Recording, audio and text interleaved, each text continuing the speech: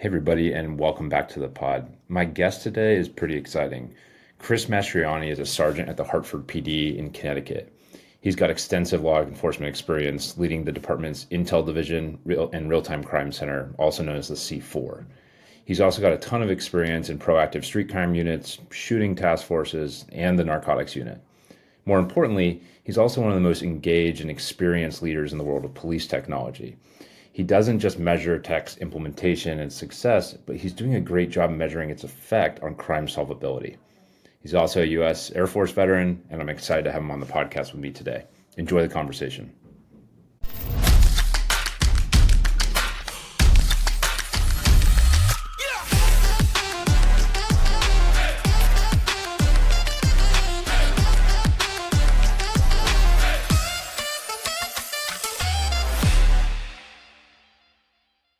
Welcome to our podcast. It's good to have you on. For people that don't know Chris, he works out of the Hartford C4, which is one of the original real-time crime centers, I believe, in the country. And so he and I met through my work at Multitude, and right away just saw him as one of the experts that he is, and wanted to get him on our podcast as soon as we could. So Chris, thanks for coming. Thanks for driving up to Beantown. I know you're really here for a Bruins game. I love it here. But tell us a little bit about what you do and what's going on in Hartford. So I supervise our real-time crime center. Like you said, we are one of the older ones. Real-time crime centers has kind of become this hot thing in policing, kind of spawning all over the place. But we actually started around 2015, which is only 10 years ago, but is old in the real-time crime center world. So much that we actually named ourselves the Capital City Command Center. That C4. C4, which we became widely known as. That term, real-time crime center, wasn't as big and hot and sexy as it is now. So we became a crime center, a Capital City Command Center, a crime center called C4. So we were kind of an early adapter. If let's flash forward for a minute to today. It seems like every single police department has some sort of technology. Yeah. I mean, is there a police department that doesn't have LPRs right now? Yeah. I mean, everybody has at least something. But if you just go back like 10 years ago, we were kind of like this anomaly. You guys have cameras. You have a camera that snaps pictures of license plate. I remember showing people license plate readers, and they thought it was unbelievable. Sci-fi. It was blowing their mind. Yeah. But then if you just even go back a couple years before that, when I was a detective, we had nothing. If you go back to 2013, 2012, I was a detective on a gun task force, and we were just literally knocking on doors, trying to get witnesses, going to jail, interviewing people. There was no checking cameras, there's no checking LPRs, and that's not that long ago. It's 10 years ago. Yeah. And some departments are just getting on the board in the last 5 years, so it's a pretty new, prevalent thing that's going on. But so, getting back to around 2015, we started kind of deploying our first cameras. We got gunshot detection in the city. And in this concept, I was really fortunate. We worked for a police department that had a chief of police who really had a vision to do this, kind of inspired by NYPD. And at that time, NYPD was already big in like the real-time crime center thing. Maybe not call it real-time crime, but the idea was to ingest all this stuff into one room. Putting cameras out was not super new, but using them was. So CCTV's been a thing. CCTV's been a thing. So the idea is you put these cameras out here, but they're really just being used like post-incident. And nobody was really taking ownership of them in cities. So there's some cities that put up cameras and they one by one kind of break, and then they go to the wayside, and then you just have these pieces of plastic on poles. Signposts. Nobody's really owning them, and nobody's really using them in real time. They're just being used post-incident. So you're a detective, you get assigned a shooting. The next day you go back and look, well, what did the cameras capture? And then this concept of, well, why are we waiting the next day to use all this technology? Why aren't we using it while the incident's going on?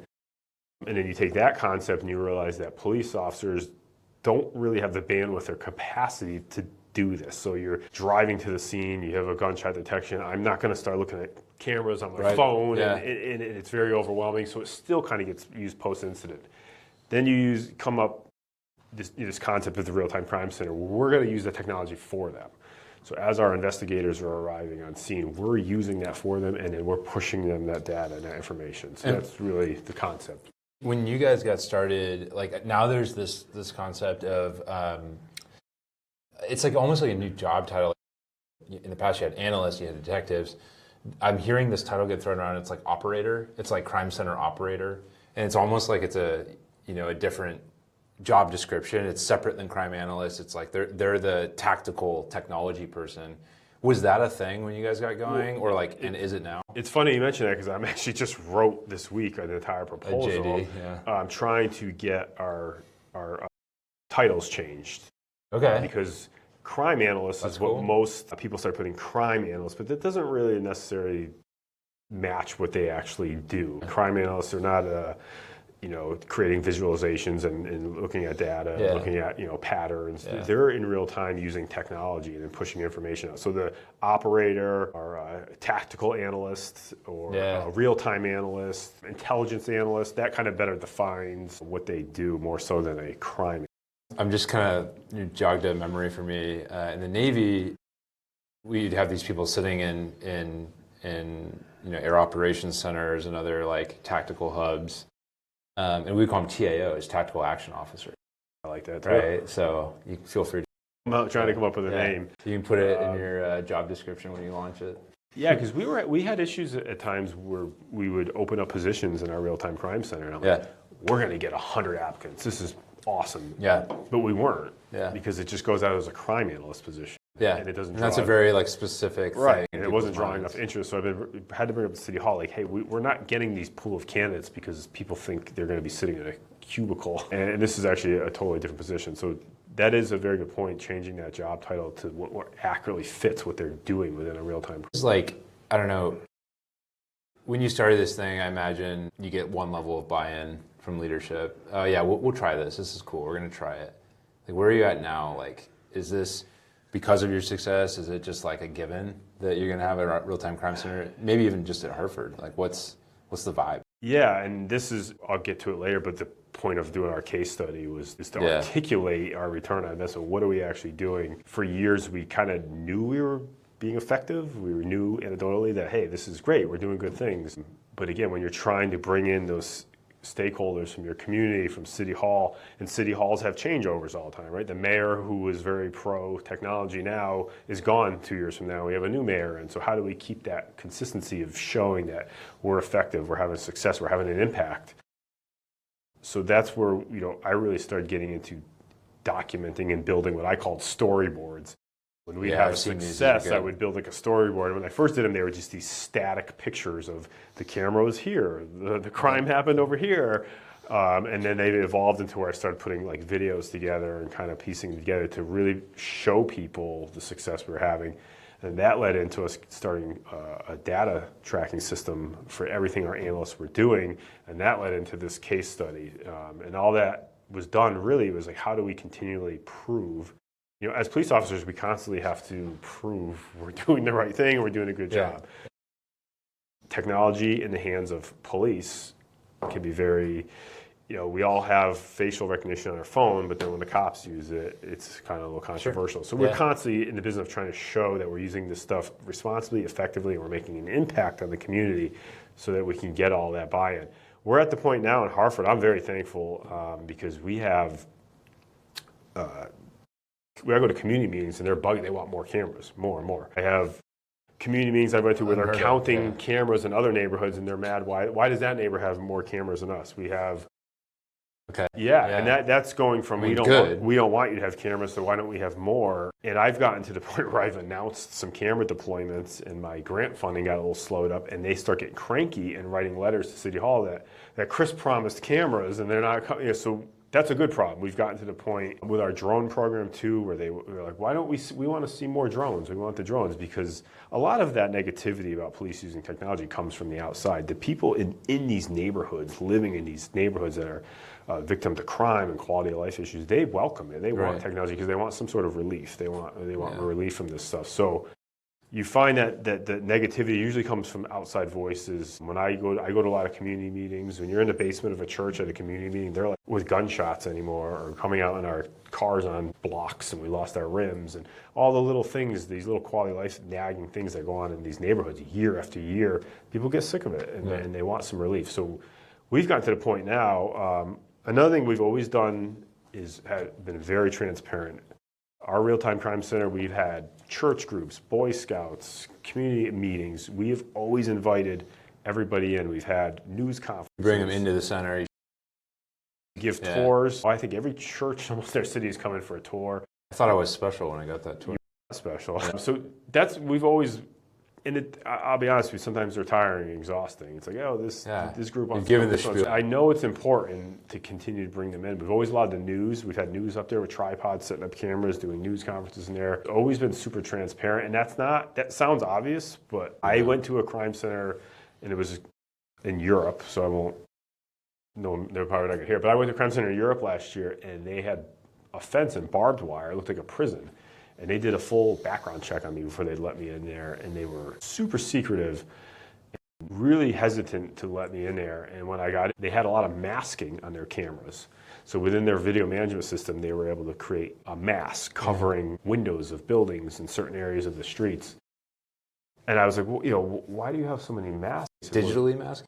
Yeah. Okay. So a lot of times in your video management system, you can create masks. And I said, wow, I've never seen that. Why do you have so many masks? And they said, well, we have a poor relationship with our community with this technology, and they don't trust it. So we've come to these agreements where we've masked everything. And I said, maybe you want to take the barbed wire down and the fence around your crime center and be a little bit more open and welcoming. And of course, the thought process is coming from the right place. They're not. There's this thought process with police. I get asked all the time about covert cameras. Are your cameras covert? No, they look like cameras. Yeah, Why? you can see them right there on the street. There's no need. There's this, we've been FOI'd, where is all your camera locations? There is this thought within policing about giving up your secrets, right, tactically. But I found cameras do not change behavior. Do not change. If you put a camera on a pole, everything that was going on before you put the camera still goes on. You might temporarily slow things down. Maybe for a month or two. But cameras become white noise. Even me, as I'm driving through the city, I know where every camera is. I maintain them. You just forget they're there. So there's a reason why we're catching shootings and drug deals and crime on our cameras. They know it's there. It looks like a camera. Do they just assume that there's nobody on the other end, or do you have an insight into the thought process? Yeah, I think although they look like cameras, they start to blend in with city. The poles are full of all kinds of boxes and equipment, and I think they just become a white noise visually. Just forget they're there. And look at police officers. We put body cameras on us, strap them to us. Literally right there. And we activate them, and there's still cops that have done a lot of bad things on body camera, said the wrong thing, done the wrong thing, and they're wearing it. In my opinion, from what I've seen, it is not a behavior changer. So going the covert route or keeping your camera location secret, I think the juice is not worth the squeeze. I think you're better off being transparent, having that good relationship with your community. It's not worth the requisite loss of trust. And if you did give up a secret and it deterred crime, then that's a good thing. So if your criminal knows there's a camera there and doesn't commit crime there, what's the negative of that, really? Yeah. I'm really interested in the Euro fact that they felt so, it also could be a difference in our judicial system, our law system. There's a lot of things that could play into why there's a lack of trust there, right? The history of federalism and democracy, if you want to go intense. Yeah, and I don't know enough about to really have an opinion. And granted, I visited one crime center, so I don't want to judge all of you. Was this Eastern Europe? Was this Western Europe? It was one country. I went to one crime center, and the place literally looked like a prison. Yeah. They were very secretive. Knock this door 3 times. Of course, when we do allow people in, there may be certain things we have to redact a little bit if we have active investigations going on or a suspect. As far as just showing where the cameras are, if I release footage to the news, I usually will try to block out the IP address of the camera, stuff like that. I think part of why we have such a good relationship, obviously we've been using technology for a long time, so we have a lot of built-in goodness with the community, a lot of built-in success. You guys have a decade of success.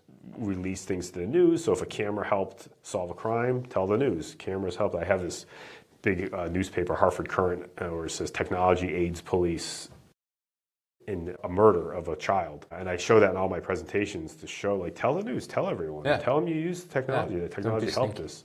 It's only going to help you in the long run when you're going for funding from the city, when the bills need to be paid. Another thing I do in my presentations, one of the sexiest things to do is buy stuff for the first time. You go to IACP, IACU. It's always fun to buy. You write the check. But then when the subscription renewal bill comes in the next year, it goes along with all this technology, that's not as fun. That's not as sexy. And that's where you need help with the money. The LPR renewal, that's $25,000 that everybody's excited to buy, but when I need to renew it in a year. And it went up 9% since the previous year. And it goes up. You need that buy-in from everybody in the city.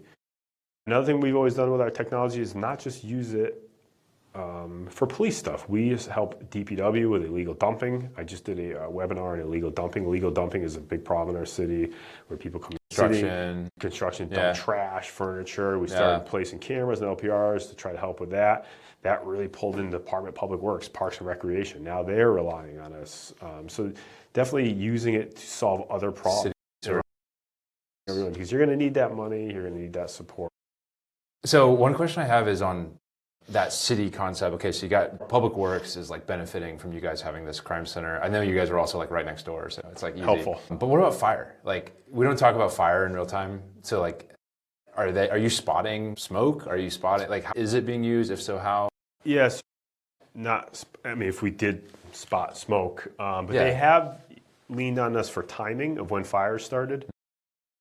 Like, hey, we had this fire. Can you see, like, when going back, not in real time, but from an investigative going back, when did that smoke first start coming? To try to figure out. Having a video of this area. We have caught some arsons, but that's obviously more criminal police. And then obviously drones. We've always been there to help them. If the fire department, you need help with drones, if we can get over, get some presents for you, get some hot spot with the thermal imaging. So I do think it's important to not just corner your stuff with the police, to try to help everyone. Yeah. What's the flow? I think I saw this when I was there with you. By the way, too, if any of your storyboards are public, some of those ones that I've seen, if you have those, we can link those in the show notes. Okay. Like people can check them and like get some visibility on them. Because I think it's pretty cool the way you've been able to like storyboard it out and tell the story. Like, it's a lot of work. That is painful. Like it looks painful to build, but once you see it, it's like a sales pitch for why you should have a real-time crime center. But yeah, I just want to understand, like, what's the actual flow? Does it always start with ShotSpotter? Does it always start with a gunshot? Like, what are the different like ways you guys actually execute?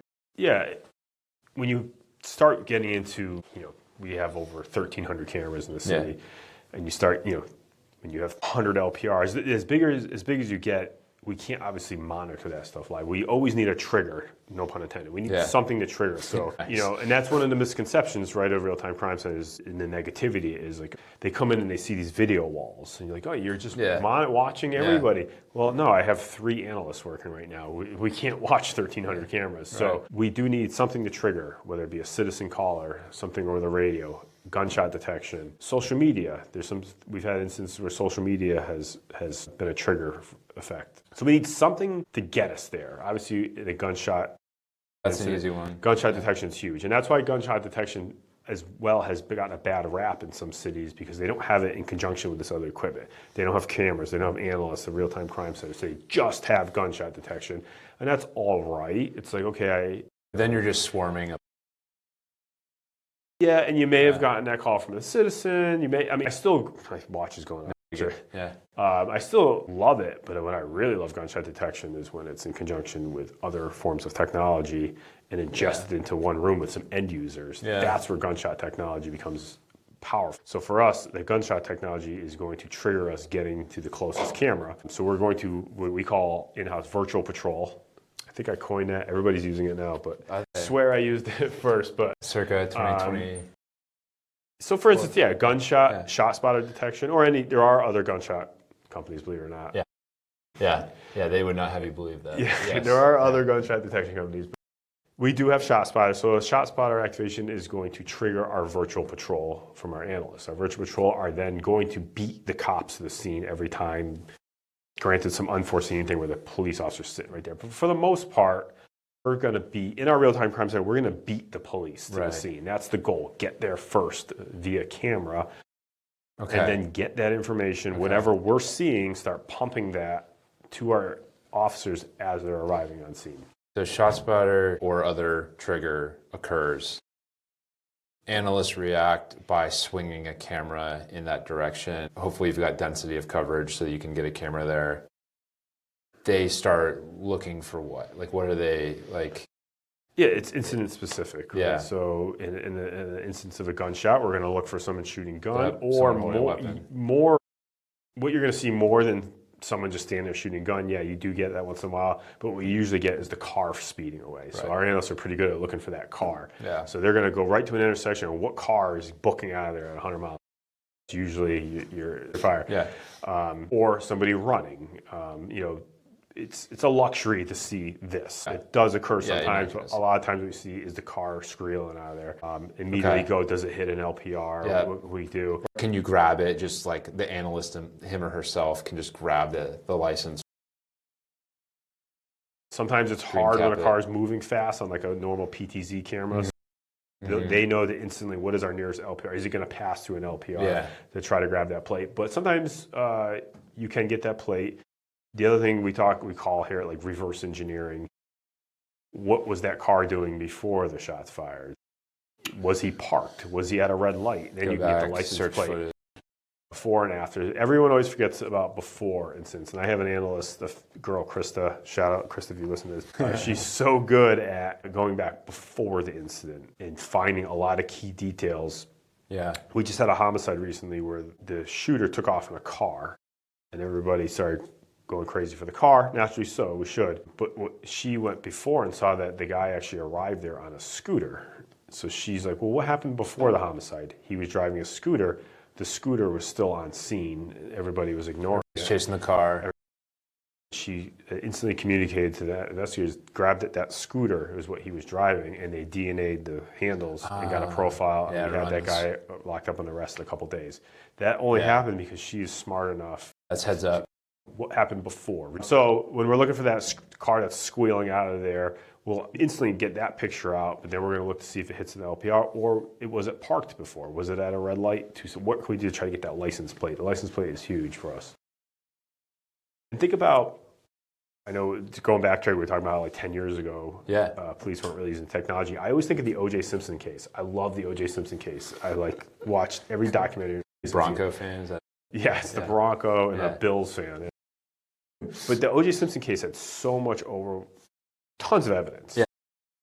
No digital evidence, nothing. Think about the O.J. case and think about one LPR hit on that Bronco in Nicole's neighborhood. Would have completely changed that case, even though they had blood, DNA. Cool. Think of it like an LPR hit of the Bronco in her neighborhood. Probably would have completely changed that case, or one camera seeing that Bronco drive by. Yeah. Remember, there was very little digital footprint back there. Yeah. He was like, I was in Chicago. Listen, OJ may be innocent. Yeah, caveat. Definitely don't write a book called If I Did It.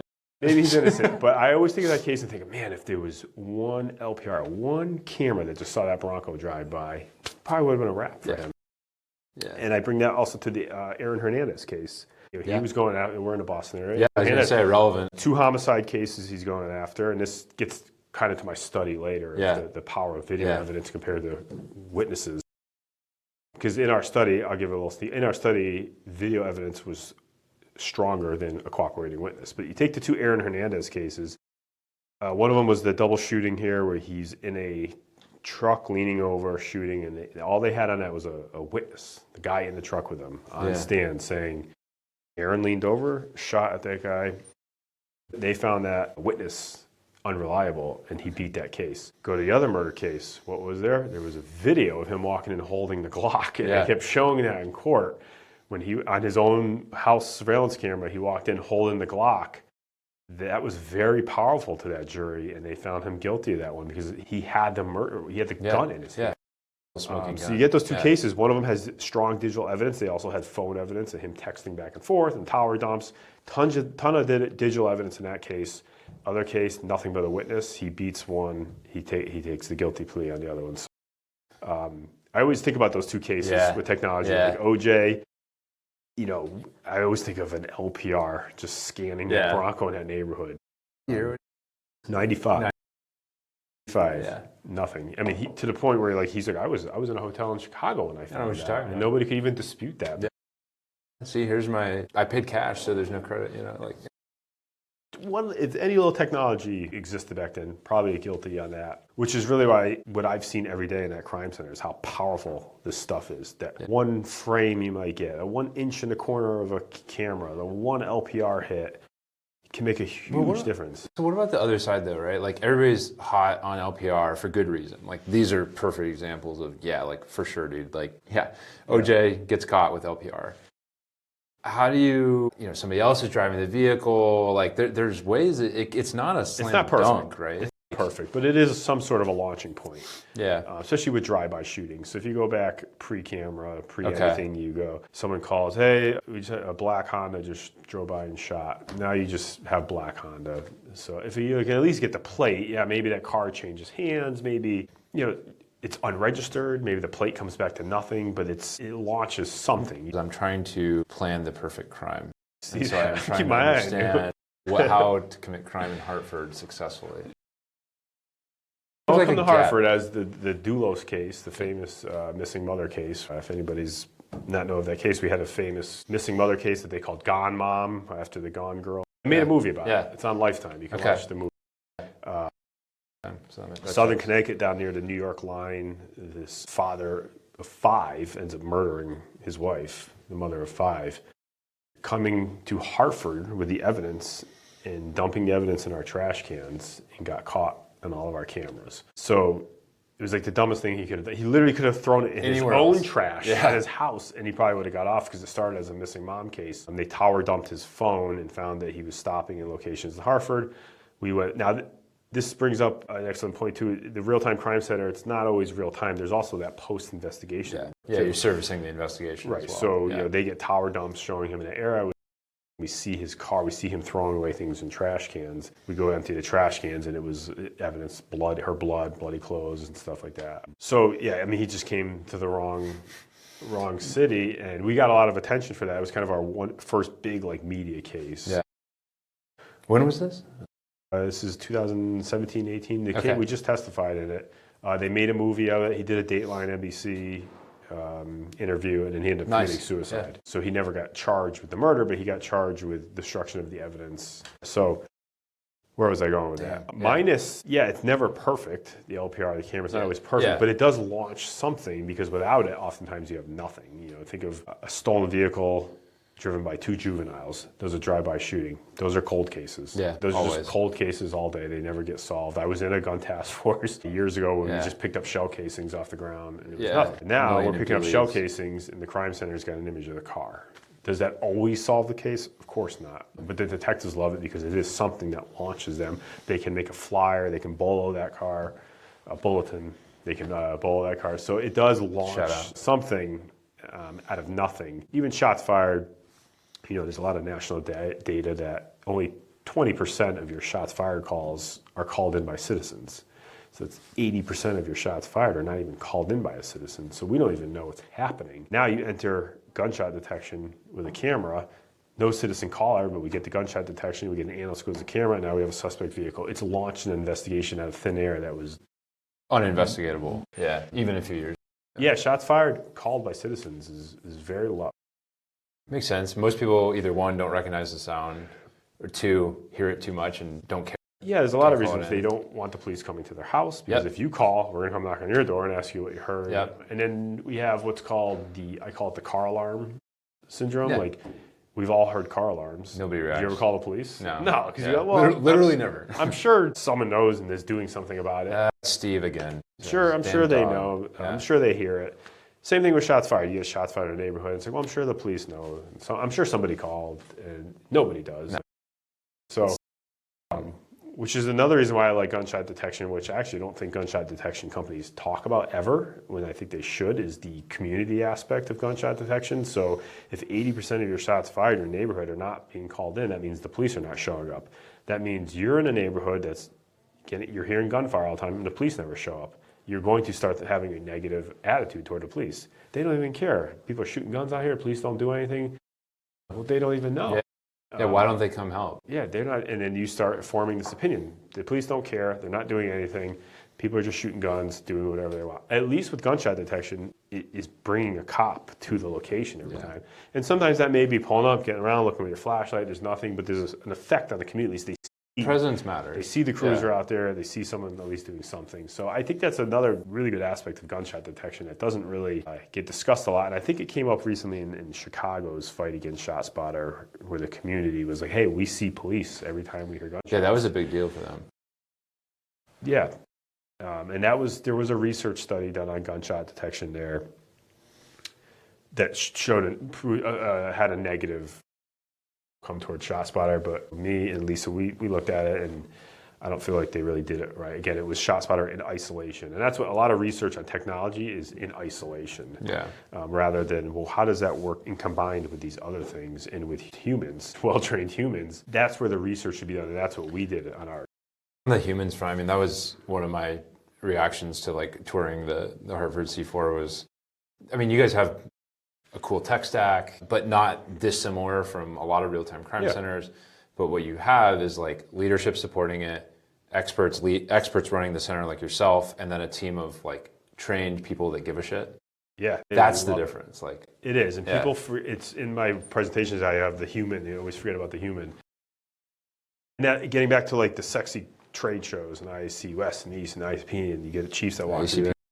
I say, and they're like, oh, well, let's buy. That's cool. It's fun and sexy to buy it all. I sell to those. Who's going to manage it? Who's going to manage it? Yeah. Who's going to use it? Who's the people?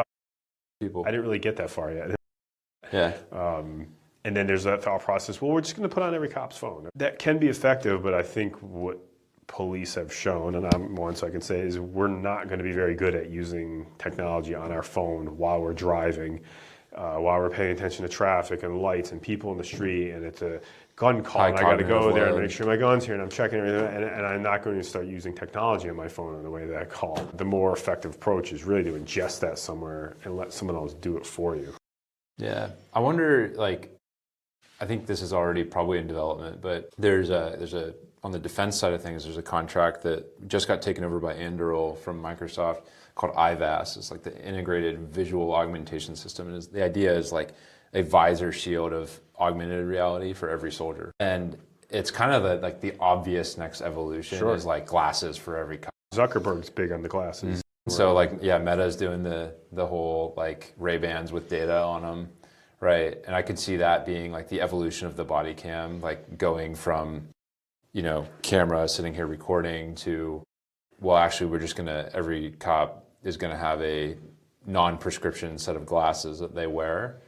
And it can record. It's recording video, of course. Yeah. But it's also displaying information. So a readout on the add the dispatch. Imagine if I could pump the suspect vehicle to his glasses. Yeah, I mean, boom, right? Like it could be overload, but like you talk about the cognitive load of like I'm driving, I got my lights, I'm checking my gun, make sure the taser's ready. Like I don't have time to like, you know, be swiping and looking. Display, just put it's a HUD. Yeah, I mean, tell you as an aviator that certainly makes your life easier when you have all the data. Yeah, I think we'll definitely head in that direction. It's pretty cool.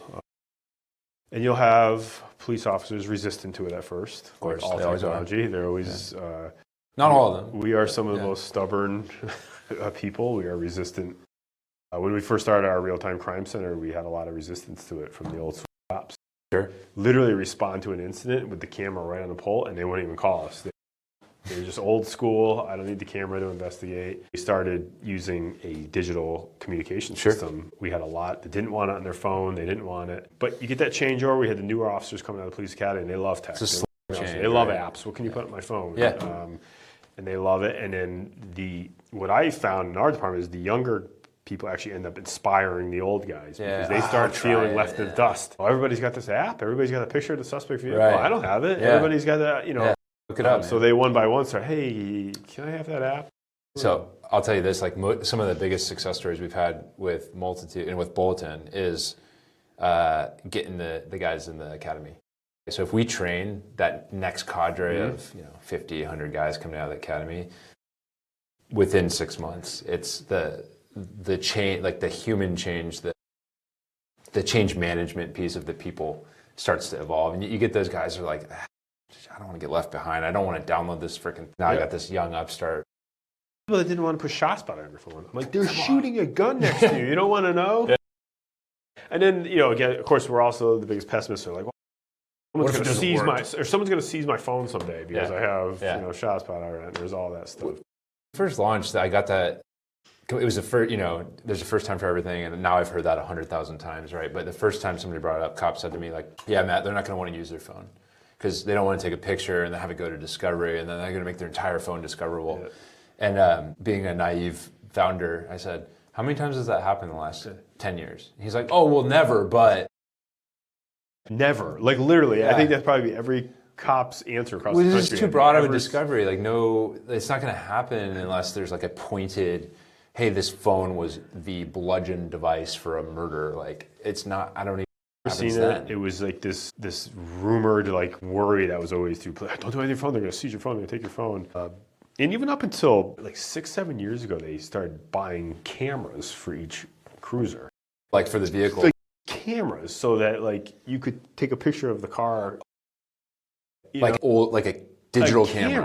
Yeah. They issued them to every cruiser. Yeah. And I was like, say a car accident or anything, you can take a picture. I'm like, well, I have a 2K camera on my phone. Yeah. Oh, then they're going to seize your phone. So if I take a picture of that, take that picture and upload it to our RMS as an attachment, they're going to seize my phone someday. But that was just that thought process. And now, luckily, most departments are issuing phones. Right. So our department now issues phones. Even small departments are doing it. They're issuing phones. When the phone comes to us, we put several apps on there for them that are standard issue apps like gunshot detection, stuff like that. But if your RMS has something, you put it on there too. But man, you go back like 5 years ago, and there was big resistance to anything with the phones. I think like eventually, I don't know, maybe the MDT never goes away completely, but like the phone kind of becomes that surface, right? So maybe it's just an iPad that's mirroring your phone. Like, I don't know how this evolves, but it'd be interesting to see for all things. My phone, this is just the tech guy in me thinking, why do I need a laptop and a phone? Yeah. Like, why can't I just have a phone with a new surface and like project a keyboard and I can start working on it? Like, one thing. And on a complete side note, that MDT's a death trap in there. If you get in a car accident with that big steel Panasonic tough book in there, I'm going to take your head off. Yeah. There's so much stuff inside those cruisers. New company idea, lightweight, iPad-based. Or a heads-up display. MDT and a heads-up display. You ever see, they do the crash test with like a dog in the car? And no, I haven't seen that.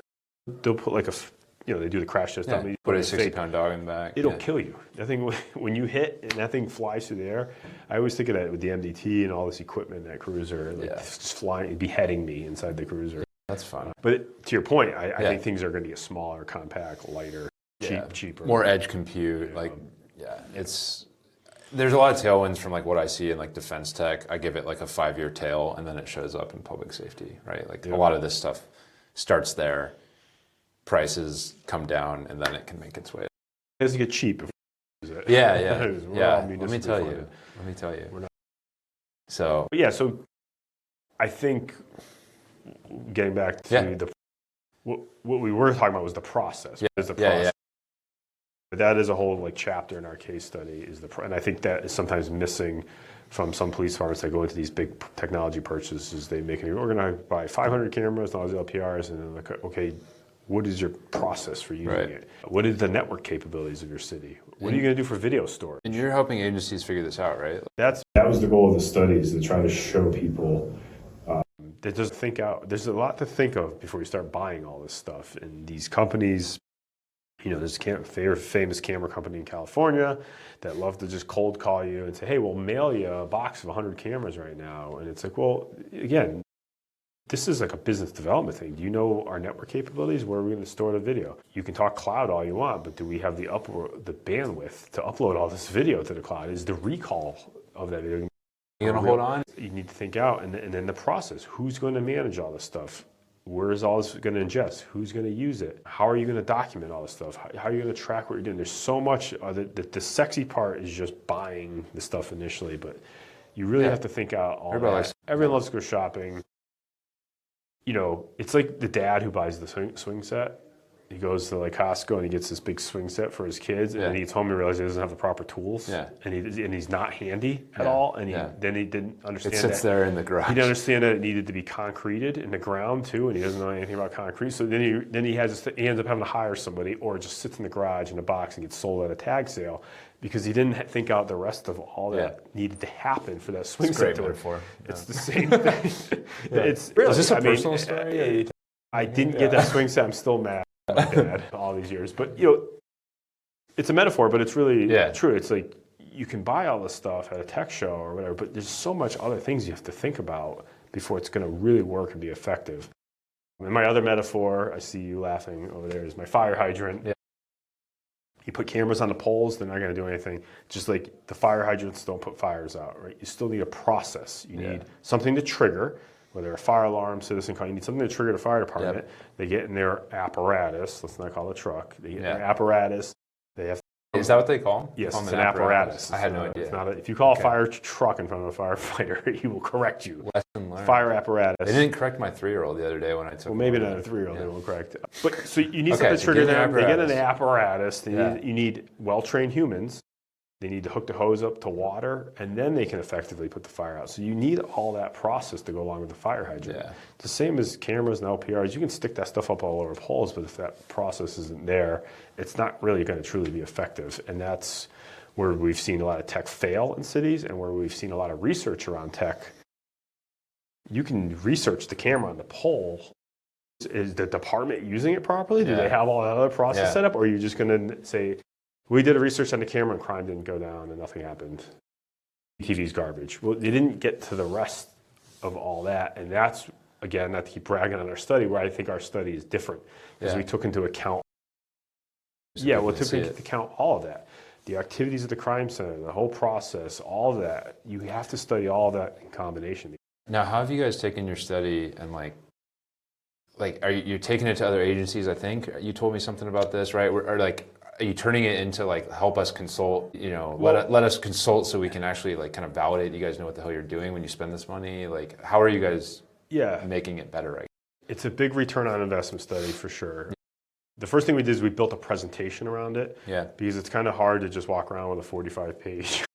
Yeah, read it, you'll be all right. So we built a presentation around it that has videos and success stories, and it's a combination of me and Lisa. We both kind of do our part, and we've gotten amazing feedback because I think we take a 45-page study and make it really digestible and kind of real world implement it to show you how this study worked in the real world. People that don't know Lisa, who is Lisa? Lisa is I know she's sitting behind the camera over there, but you can give her a shout. She is a professor, a doctor. She doesn't like to be called that, but she's a professor from Penn University, UPenn, and is let me get this right, professor of the Crime and Justice Policy Lab. No, I messed that up. Yeah. What is it, Lisa? Give us the full title. Super important. Yeah, give us the full title. Associate Director of Research. She knows what she's doing. Yeah, when I don't, when it comes to that's clear. But again, from being at crime center year after year, I'm like, I know we're having an effect. Yeah. I know it. I can't, and I can make these storyboards. I can show you cool videos. Yeah, anecdotal points. What's the overall picture? I don't know how to do that kind of research. I went to her. She actually lives in our city, and asked her to help me put this all together. And I actually didn't know. I was like, maybe I'm wrong. Maybe we are having these isolated little successes, but maybe big picture, we're not having a huge effect. And it ended up blowing away my expectations, where we had some highlights in there that were stunning. And there's one data point in our study that is grown legs and everybody's using, is the 442. I'm going to get that tattooed on me, 442. Yeah. In our sample of cases in Hartford that we used, which was a big sample size, 243 firearm assaults, when there was video evidence present in that case, there is a 442%. It is 440% more likely to be solved with just the video evidence. And I was blown away. I knew we were doing something great. I didn't think it was going to be that high. Yeah. Wow. And that was awesome. Yeah, it's huge.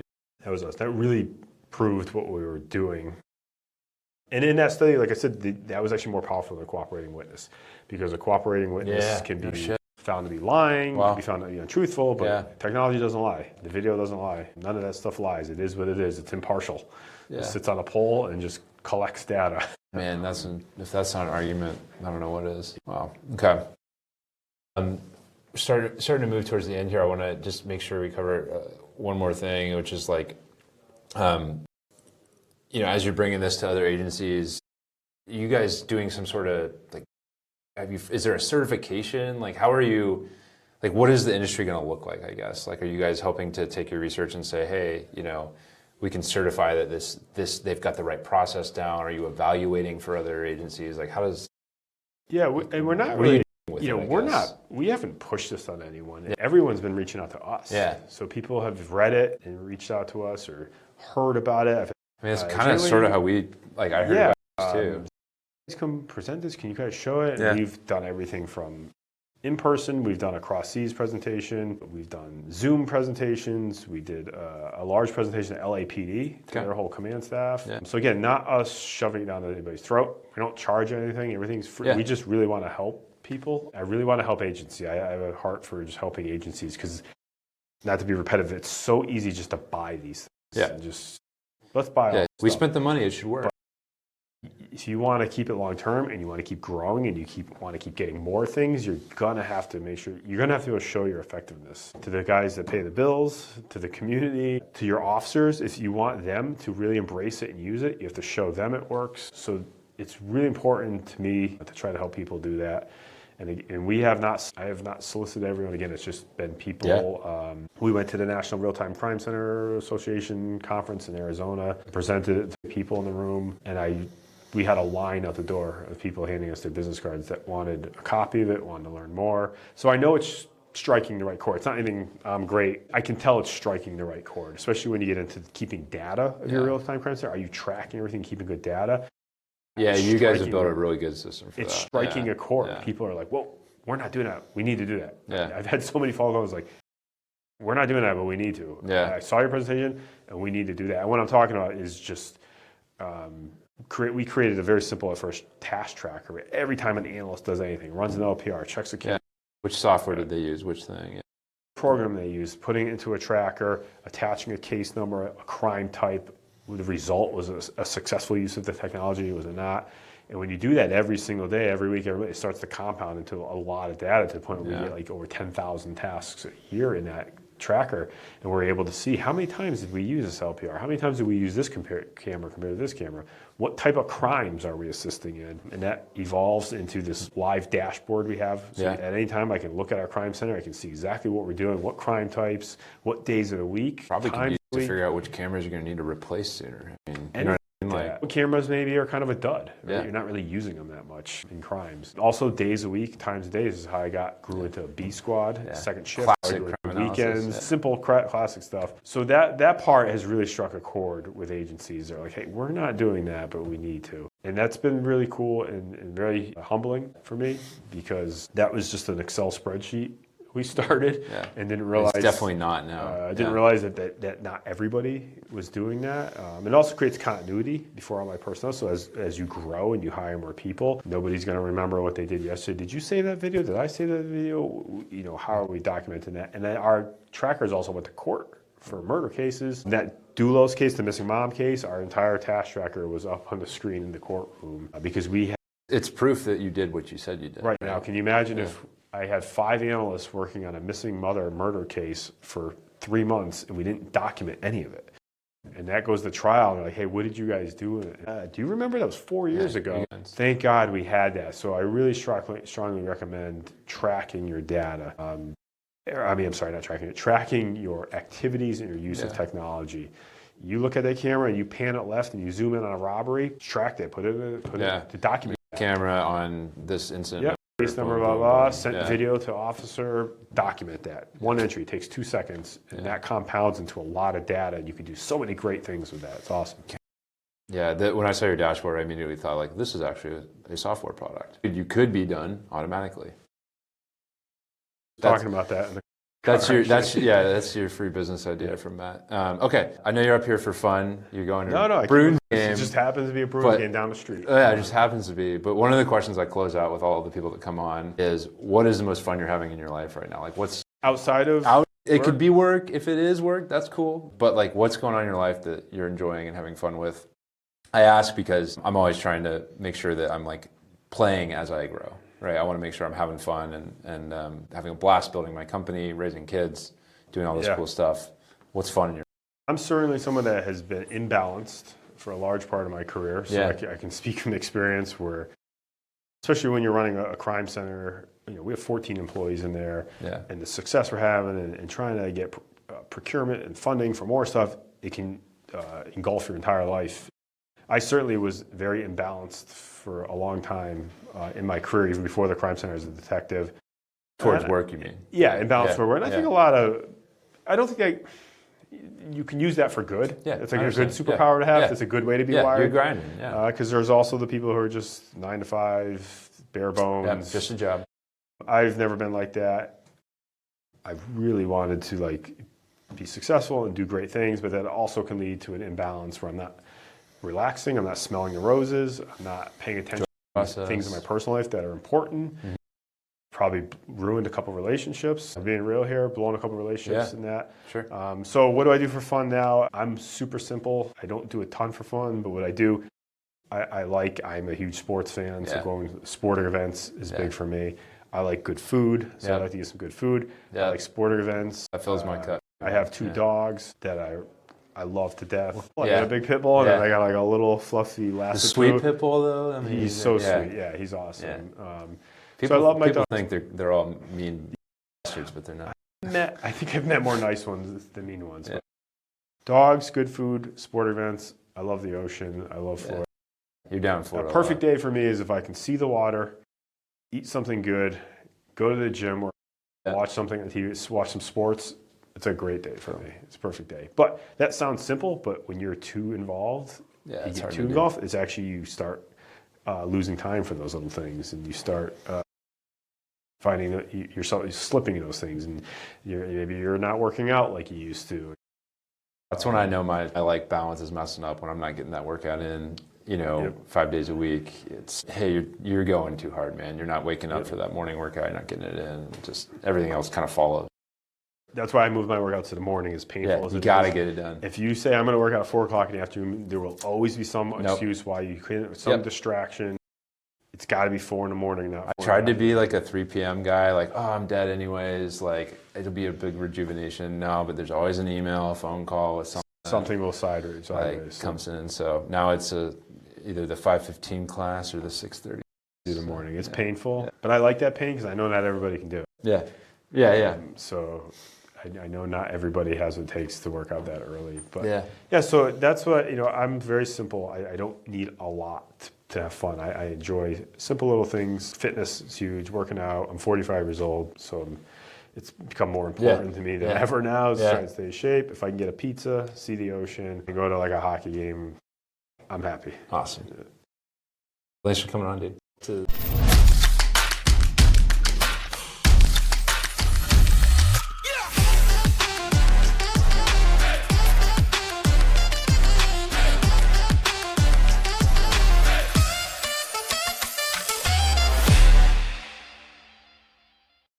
Hey everybody, Matt White here. I'm the co-founder and CEO of a company called Multitude Insights, and that's kind of my primary day job. But I started this podcast because I wanted to have conversations with the people that I found interesting.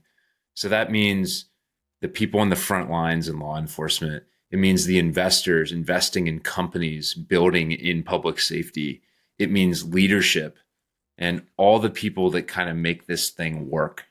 Right. So if you enjoyed this conversation and you want to see more like it, please hit the subscribe button, the like button, the follow button, whatever it might be on whatever platform you're viewing this on. And I'd love to have you along for the journey. Talk to you soon.